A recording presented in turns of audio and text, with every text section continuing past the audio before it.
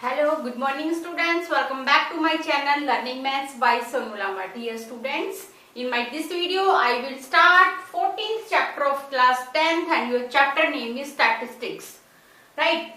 First we will discuss introduction of this chapter, what we are going to discuss in this complete chapter. Dear students, in this introduction part, first, what is statistics? You have to know about statistics. Statistics आपका क्या होता है बेटा? Statistics is the branch of the mathematics in which we study about the collection of the data, data's का collection of the data, analysis of data,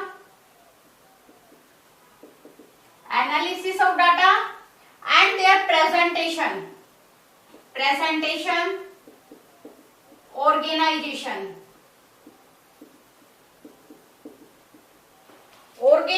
of data को study करते हैं. Statistics is the branch of the mathematics in which we discuss about the collection, analysis, presentation and organization of data.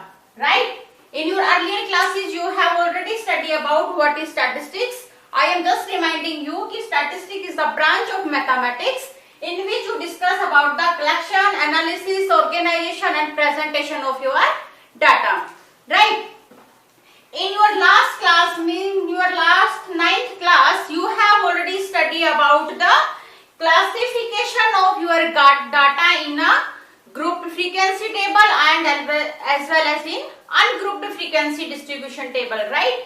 Last class में आप लोगों ने जो आपके पास data जो गिवन था उसको आपने क्या किया था, फ्रीक्वेंसी डिस्ट्रीब्यूशन टेबल में अरेंज करना सीखा था कि how you will arrange your given data in the frequency distribution table. Your data may be group data and ungrouped data. Right? In last class you have already studied about your presentation of data in the graphical form. Graphical form में आप लोगों ने क्या क्या discuss किया था बेटा? Bar graph में आप लोग अपने डाटा को कैसे रिप्रेजेंट करोगे? After that in histogram and frequency polygon. In your 9th class, you discussed about bar graph, histogram and frequency polygon. If we are going in 8th class, you also discuss about pie chart. Means how you will represent your data in pie chart. In our earlier classes, we have discussed about graphical representation of our data in form of bar graph, histogram, frequency polygon and also in pie chart or you can say circle graph. Right? उसके बाद आप लोगों ने क्या discuss किया कि what is the measure of central tendency. Measure of central tendency में हम लोगों ने क्या क्या डिस्कस किया था? Mean, median and mode. In 9th class we also discuss about the measures of central tendency. Measures of central tendency को हम लोगों ने 9th क्लास में डिस्कस किया, बट ये हमने जो डिस्कस किया था वो आपका किया था बेटा सिर्फ इन द अनग्रुप्ड डाटा का. Right? In 9th class we discuss measures of central tendency only for ungrouped data. In our this class, in our 10th class we will discuss measures of central tendency in detail for ungrouped data to grouped data.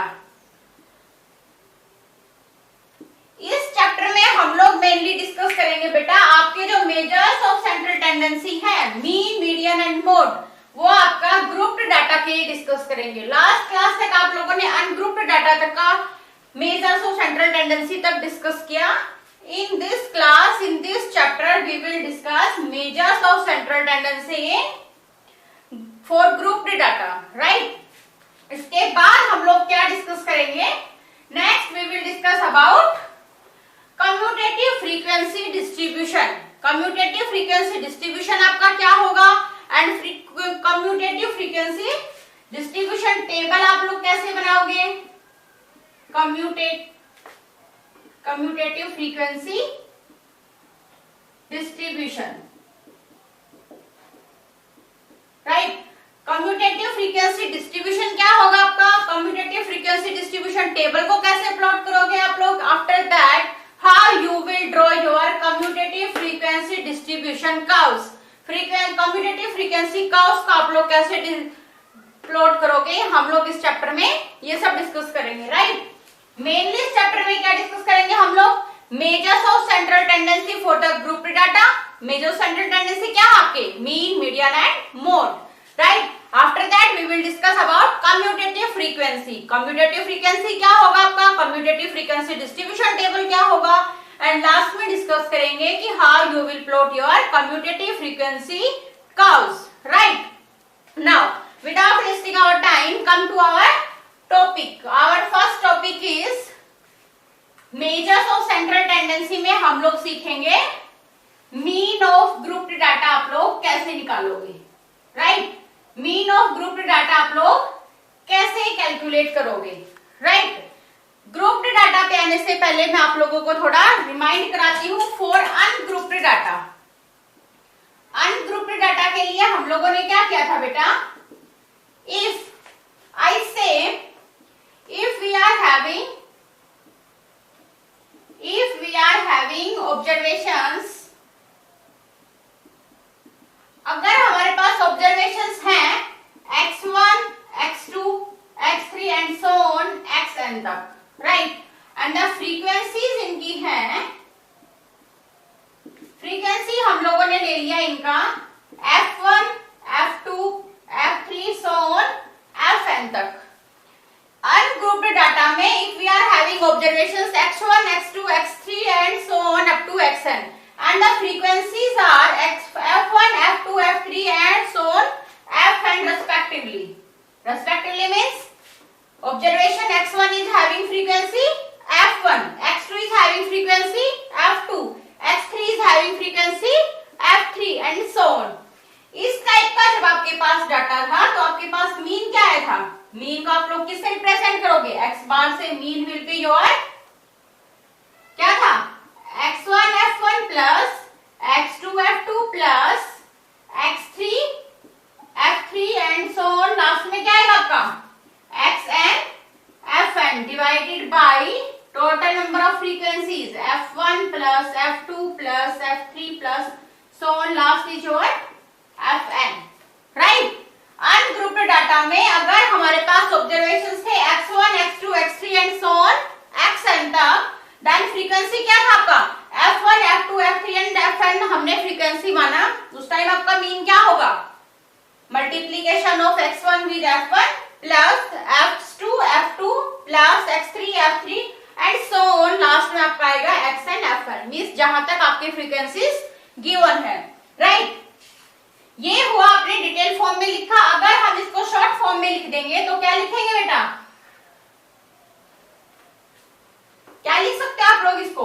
x bar will be equal to your summation i equals to 1 to n xi fi upon summation i equals to 1 to n and fi। This is your mean for ungrouped data, right. यहाँ पे आपका i equals to 1 to n का meaning क्या है? i की value जो है आपकी वो 1, 2, 3 एंड सो ऑन कहां तक जाएगी? n तक लास्ट, राइट। ये है आपका mean for ungrouped data if we are having ungrouped frequency distribution table, right. ये आपके पास अनग्रुप्ड फ्रीक्वेंसी डिस्ट्रीब्यूशन टेबल तब है तो आपका मीन क्या होगा? Summation i equals to 1 to n xi fi upon summation i equals to 1 to n and fi। अगर आपके पास नॉर्मल डाटा गिवन है उस टाइम आपका मीन क्या होगा? मीन और you can say x bar will be equals to sum of all observations. Means आपके पास जितने भी ऑब्जर्वेशंस है उनका total sum and divided by total number of observations, right. क्या बोला हमने? अगर हमारे पास कुछ भी ऑब्जर्वेशंस गिवन है तो मीन कैसे निकालोगे आप लोग? Sum of all the observations divided by total number of observations, right. ये हुआ आपका अनग्रुप्ड डाटा के लिए अगर आपको मीन कैलकुलेट करना है तो आप लोग कैसे करोगे, राइट? इसके लिए हम लोग एक एग्जांपल लेते हैं, example from your NCERT book बेटा। Example number 1, right? Example number 1 में क्या बोला इन्होंने? एग्जांपल नंबर 1 में आपको गिवन है marks obtained by 30 students of class 10 in mathematics out of 100, find mean marks obtained by the students. आपको 30 स्टूडेंट्स के मार्क्स गिवन है। अभी आपका ये अनग्रुप्ड ही चल रहा है बेटा। 30 स्टूडेंट्स के आपको मार्क्स गिवन है और आपसे पूछा गया है कि उनका मीन मार्क्स क्या होंगे। लिखो, क्या लिखेंगे हम लोग? मार्क्स ऑब्टेन्ड, मार्क्स ऑब्टेन्ड को हम लोग xi से रिप्रेजेंट कर देंगे। उसके बाद आपका क्या गिवन है? Number of students, number of students को हम लोग लेंगे fi, राइट? अभी लोग क्या आपके डाटा 10, 20, 36, 40, 50, 56, 60, 70, 72, 80, 88, यहाँ पे लिखते हैं बेटा बाकी के स्टूडेंट्स के मार्क्स क्या है आपके 88 के बाद लास्ट के दो नंबर और भी यही लिख लेते हैं हम लोग 80, 88 एंड 92, लास्ट इज योर 95। ये आपका क्या है? वहां से देखेंगे xi और यहाँ पे हम लोग लिखेंगे अपना fi, राइट? fi की वैल्यू लिखो, 10 की फ्रीक्वेंसी है 1, 20 की 1, 36 की 3, 4, 3, 2, 4, 4, 72 की हाफ की 1, अगेन 80 की हाफ की 1, 82 की 2, 3 एंड 1, राइट? ये आपको क्वेश्चन गिवन है कि आपको मार्क्स ऑब्टेन्ड गिवन है and the number of students mix xi की वैल्यू आपके पास एंड fi की है वैल्यू। अब आपसे पूछा गया है what will be the mean marks obtained by the students. क्या करोगे आप लोग? xi इंटू fi कैलकुलेट करोगे, राइट? करो, 10 into 1 will be 10, 20 into 1 will be 20, 36 into 3, xi into fi में हम लोग क्या लिखेंगे बेटा? इन दोनों का मल्टीप्लीकेशन, राइट? करो, 6 3 जा 108, 160, 15 2 3 150, ये क्या आ गया आपका? 112, ये क्या आ गया आपका? 240, 17 2 4 280 एंड 72। यहाँ पे भी आप क्या निकालोगे? आपका xi इंटू fi, राइट? करो, 80, ये क्या आ गया आपका? 176, 92 इंटू 3 विल बी 6 एंड 2 7, ये क्या आ गया आपका? 95। अभी क्या करोगे आप लोग? आपका मीन का फॉर्मूला क्या होता है for ungrouped data? Ungrouped data के लिए जब हमारा मीन निकालना होता है तो क्या होगा बेटा? आपका x bar is equal to summation xi fi I equal to 1 to n divided by summation I equal to 1 to n and fi, right? अब हम लोग क्या करेंगे? जो आपका xi fi है उसका टोटल सम निकालेंगे एंड fi का टोटल सम निकालेंगे, राइट? निकालो, यहाँ पे आप करोगे समीशन fi क्या आएगा आपका? टोटल नंबर ऑफ स्टूडेंट्स आपको क्वेश्चन में गिवन है 30 है, राइट? और अभी इसका निकालो आप लोग समीशन xi fi। समीशन का मीनिंग क्या होता है बेटा? आपका sum of all these numbers. xi fi में आपके जितने भी डाटा आएंगे, जितने भी ऑब्जर्वेशंस आएंगे, उन सबका टोटल सम आप लोग समीशन से रिप्रेजेंट करते हो। अभी समीशन xi fi की वैल्यू क्या आएगी? Total sum of these all, right? That will be your 1779, right? अभी इसका मीन क्या निकलेगा आपका? मीन विल बी, इसका वैल्यू पुट करो, that is your 1779 divided by इसका वैल्यू क्या है आपका? 30 डिवाइड करोगे तब आपका क्या जाएगा? 59.3, राइट? मींस आपके mean marks obtain by the students क्या आएगा? 59.3। ये क्या था आपका? जब आपके पास डाटा अनग्रुप्ड फॉर्म में था, यहाँ पे आपके पास कोई भी ग्रुपिंग नहीं है, राइट। ग्रुपिंग नहीं है तो हमने क्या किया, जैसे भी हमारा डाटा गिवन था उन सब नंबर्स का हमने फ्रीक्वेंसी लिखा और उसके बाद XIFI निकाला, टोटल सम किया XIFI का, डिवाइड कर दिया टोटल नंबर ऑफ स्टूडेंट से, और you can say total frequency से, that will be your mean. अभी देखो, अभी हमारे पास डाटा देखो कितने लंबे फॉर्म में आया, data is too much lengthy, right. To reduce these datas we will make group of our these marks.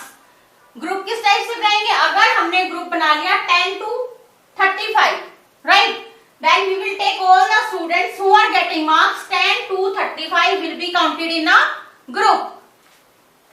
For example, हमने फर्स्ट ग्रुप ले लिया अपना 10 to 40 ले लो, चलो for example we are taking a group 10 to 40. Now we will reduce all these into 10 to 40 because we are making a group 10 to 40 marks का 1. 10 to 40 marks Jin students के आएंगे उनका हमने एक ग्रुप बना लिया, तो उस ग्रुप की हमारी फ्रीक्वेंसी क्या हो जाएगी 1 + 1 + 3। 10 to 40 में कितने स्टूडेंट्स आएंगे आपके, ये सब आपके किस में आएंगे 10 to 40 में, राइट। इस टाइप से अगर हम अपना अगला ग्रुप बनाएंगे 42, यहाँ पे हमने कितने का डिफरेंस लिया है आपका 30 का, 42 70 का बना लिया हमने अगर, तो नेक्स्ट आपका क्या हो जाएगा, ये सारा डाटा एक ग्रुप में काउंट हो जाएगा, राइट। इसीलिए हम लोग ग्रुप डाटा किस लिए यूज करते हैं, अनग्रुप्ड डाटा का जो हमारा लार्ज कैलकुलेशन होता है, just only to reduce that calculation we make our groups, right. अभी हम लोग इसी क्वेश्चन में ग्रुप बना के इसको सोल्व करते हैं। अब आ जाओ आपका ग्रुप्ड फॉर्म में कैसे करोगे, जो आपके मार्क्स ऑब्टेन्ड है वो आपके यही रहेंगे। अभी देखो हम क्या करेंगे, इनका ग्रुप फॉर्म करेंगे फर्स्ट। जो अभी हमारे जो मार्क्स गिवन थे उन्हीं का हम लोगों ने क्या किया बेटा, ग्रुप बना लेंगे हम लोग। ग्रुप कैसे बनाओगे, अभी सी फर्स्ट है हमने ग्रुप ले लिया आपका 10 to 25, राइट। नेक्स्ट हमने ग्रुप बना लिया 25 से 40 का, next is our 40 to 15। Grouping करते टाइम आपको ये याद रखना है बेटा कि इनका जो डिफरेंस है दैट शुड बी सेम। यहाँ पे आपका कितना है डिफरेंस 15, यहाँ पे भी क्या आएगा आपका फिर 15, अगेन यहाँ पे आपका क्या आएगा 15, right. Next group will be your 55 to 70, next will be your 70 to 85 and next will be your 85 to 100. Now see, grouping करने से आपका डाटा कितना छोटा हो गया, आपको कितनी कम कैलकुलेशंस करनी पड़ेंगी। उसमें आपका क्या था, डाटा कितना बड़ा था, यहाँ पे भी था और यहाँ पे भी था अनग्रुप्ड फॉर्म में। इसीलिए हम लोग अनग्रुप्ड फॉर्म की कैलकुलेशन को थोड़ा सिंप्लीफाई करने के लिए क्या जाते हैं, ग्रुपिंग फॉर्म पे, राइट। अभी देखो xi की वैल्यू आपकी क्या हो जाएगी, अभी जिन स्टूडेंट्स के मार्क्स 10 थे, 20 थे, 21, 12, 13, जितने भी स्टूडेंट्स के मार्क्स 10 और 25 के बीच थे उन सबका फ्रीक्वेंसी हम लोग ऐड करेंगे और यहाँ राइट करेंगे, दैट विल बी योर, इस क्वेश्चन में आपका 2, 25 और 40 के बीच के मार्क्स जिन स्टूडेंट्स के हैं उनकी फ्रीक्वेंसी हम लोग यहाँ राइट करेंगे, that is 3, 7, 6, 6 and 6। Now see, अभी देखो बेटा आप लोगों को दिख रहा होगा कि जो हमने ग्रुप बनाया यहाँ पे 10 to 25, 25 आपका यहाँ भी आया एंड 25 आपका यहाँ भी आया। If a student is getting marks 25, then we will count that student in this, right? Lower limit जिस ग्रुप में होगा हम लोग उसको उसी ग्रुप में काउंट कर लेंगे। अभी 25 को हम यहाँ पे काउंट नहीं करेंगे। In the same way 40 will not be counted in this group, 40 will be counted in this group. Same 55 will be counted in this group and 70 in this and 85 in this. Means lower limit जिस group का होगा lower limit number will be counted in that particular group, right? Now इसके बाद आप लोग क्या करोगे, ये आपने निकाला, यहाँ तक का हो गया आपका ग्रुप। जब हम लोगों ने ग्रुपिंग किया उस टाइम पे हमने क्या कर लिया, 10 to 25 का एक ग्रुप बनाया, उसका फ्रीक्वेंसी राइट किया, राइट। लास्ट क्लास में भी आप लोगों ने स्टडी किया था कि अगर हमारे पास डाटा इस टाइप से आ जाता है तो उस टाइम आप लोग क्या करते हो, इसके बाद हम लोग बनाएंगे xi का अलग से ग्रुप आपका, वो क्या होगा आपका क्लास मार्क। यहाँ पे अब क्या नेक्स्ट कॉलम बनेगा क्लास मार्क का, and that will be your xi। और क्लास मार्क आप लोग कैसे कैलकुलेट करते हो बेटा, class mark is equals to जो भी आपका ये ग्रुप है, ग्रुप का upper limit plus lower limit divided by 2, right? Or you can say class mark is the mean of upper limit and lower limit of a particular group. अभी इसका करो, upper limit is 25 and lower limit is 10. 25 plus 10 divided by 2 क्या आएगा आपका 35 by 2। Divide करो क्या आ गया आपका 17.5। ओके, तो आपका फर्स्ट क्या आ जाएगा class mark 17.5। In the same way next का निकालो आप, upper limit is 40, lower limit is 25 and divided bye 2 क्या आ गया 65 by 2। डिवाइड करो अभी क्या आएगा आपका 32.5। नेक्स्ट क्लास मार्क आपका क्या जाएगा 32.5, right. In the same way अभी नेक्स्ट का भी हम लोग ऐसे कैलकुलेट करेंगे, इन सबके क्लास मार्क हम लोग ऐसे ही कैलकुलेट करेंगे, राइट। नेक्स्ट का क्लास मार्क आपका आ जाएगा 47.5। Next will be your 62.5, next 77.5 and next will be your 92.5, right. ये तो हुआ आपका क्लास मार्क तक का काम। इसके बाद आपके पास आता है बेटा जो आपका ग्रुप्ड डाटा जो होगा, ग्रुप्ड डाटा का आपको मीन निकालने के लिए आपके पास 3 मेथड्स होंगे। First is your direct method, right. First होता है आपका डायरेक्ट मेथड। फर्स्ट हम लोग जो ग्रुप्ड डाटा का मीन निकालेंगे और डायरेक्ट मेथड से कैलकुलेट करेंगे, राइट। डायरेक्ट मेथड है आपका ये, इसमें आप क्या करोगे ग्रुप क्या आपके पास फ्रीक्वेंसी होगी, फ्रीक्वेंसी ग्रुप जो आपके पास थे उससे आप लोग क्या निकालोगे अभी class mark. And after that अभी आप लोग क्या करोगे बेटा क्लास मार्क के बाद आपका फ्रीक्वेंसी मीन जो आप लोग निकाल रहे थे वो क्या था आपका xi इंटू fi। सेम यहाँ पे करो आपका xi इंटू fi। बस यहाँ पे आपने क्या कर दिया आपका xi का वैल्यू चेंज कर लिया आपने, कि ग्रुप बनाया, ग्रुप से आपने xi को कैलकुलेट किया। अभी इन दोनों का मल्टीप्लीकेशन करके लिखेंगे यहाँ पे xi इंटू fi में। राइट करो क्या आएगा आपका ये 35.0 इन दोनों का। नेक्स्ट इन दोनों का करो क्या आएगा 5 7 9। Next will be your in दोनों का मल्टीप्लीकेशन करो, दैट विल बी योर 332.5। इन दोनों का मल्टीप्लीकेशन करो क्या आएगा 375.0। next will be your 465.0 and next will be your 55.0, right। अभी इसमें आप लोगों का मीन क्या होगा बेटा, मीन डायरेक्ट मेथड से जब हम लोग मीन निकालेंगे उस टाइम आपका क्या होगा सेम वही summation xi fi divided by summation of fi, right. xi fi का टोटल सम निकालो क्या आएगा आपका summation of xi fi will be equal to, sum करोगे तो ये आपका आ जाएगा 1860, राइट। फ्रीक्वेंसीज का सम करो ये क्या आ जाएगा आपका समीशन fi विल बी, और स्टूडेंट्स तो आपका सेम ही रहेंगे। नंबर ऑफ स्टूडेंट्स कितने थे आपके क्वेश्चन में 30, तो स्टूडेंट्स क्या रहेंगे आपके 30। अभी मीन निकालो क्या आ गया 1860 डिवाइडेड बाय 30। जब आप लोग डिवाइड करोगे then it will be your 62। तो 62 मार्क्स आपके क्या होंगे बेटा मीन मार्क्स, राइट। अभी देखो डायरेक्ट मेथड में आप लोग क्या करोगे सिंपल जो भी आपका ग्रुप है ग्रुप से आप लोग क्लास मार्क निकालोगे, then you will multiply your frequency with calculated class mark, right. x1 will be multiplied by f1, x2 with f2, x3 with f3 and फिर क्या करेंगे उसके बाद xi fi का total sum and total sum of fi and your mean will be summation of fi xi divided by fi, right. और उसके बाद आप इनकी वैल्यूज पुट कर दो, जो आपके summation x I F I की वैल्यू आई वो ये, and total sum of frequencies क्या आपका 30, ये इसको डिवाइड करोगे तो आपका क्या आ गया 62 मार्क्स, राइट। ये हमने डिस्कस किया आपका डायरेक्ट मेथड से आप लोग मीन कैसे कैलकुलेट करोगे, right. Now come to the next method. Next method है बेटा आपका assumed mean method, right?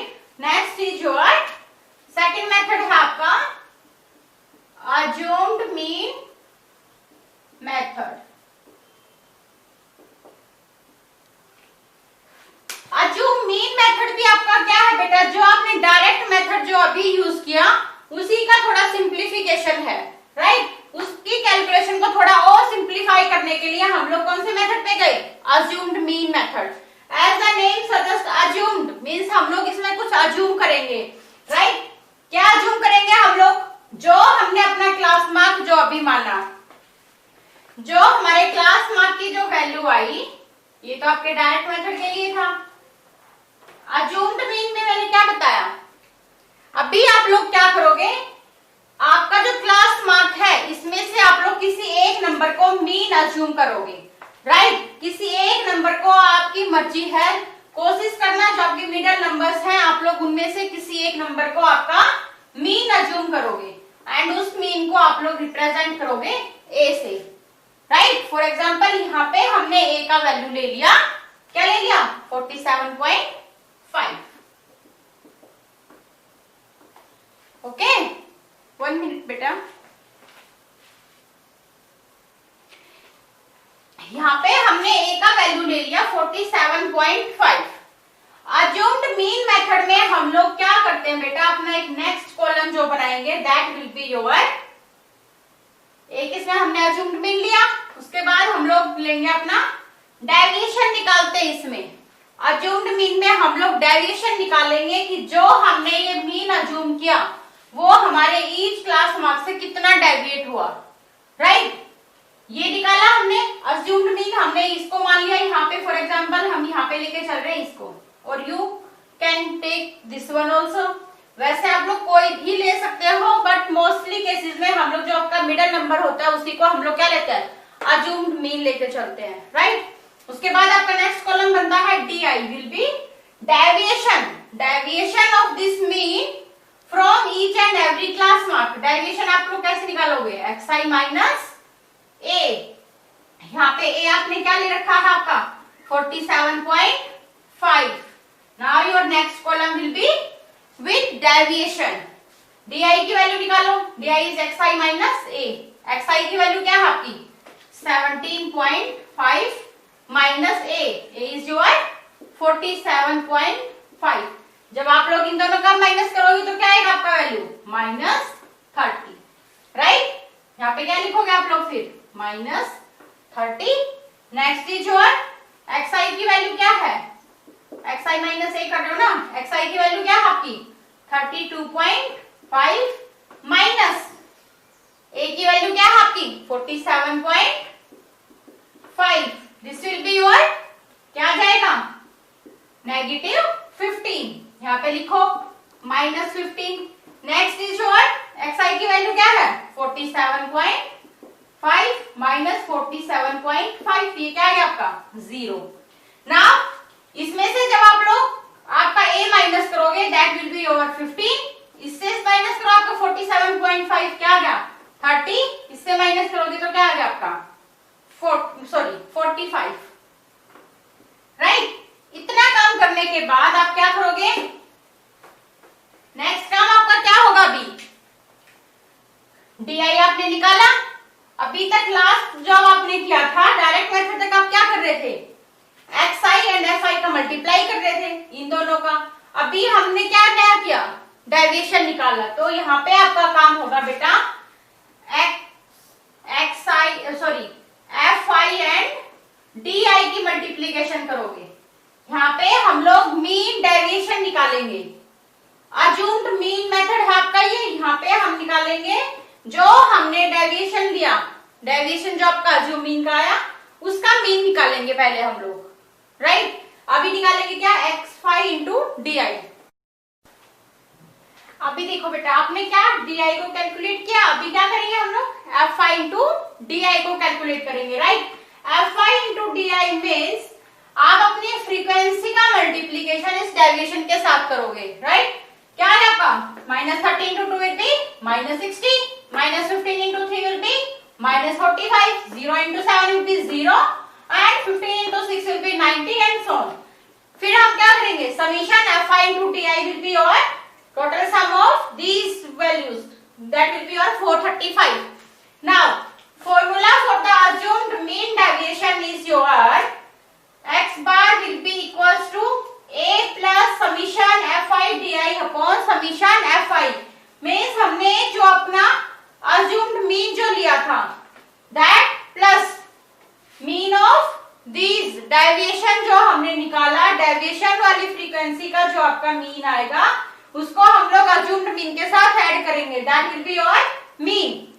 now see a is your 47.5 and FI into DI की वैल्यू क्या है आपकी 435 divided by total frequency is 30, क्या आ गया आपका ये 47.5 plus this will be your 14.5 and total sum will be your 62।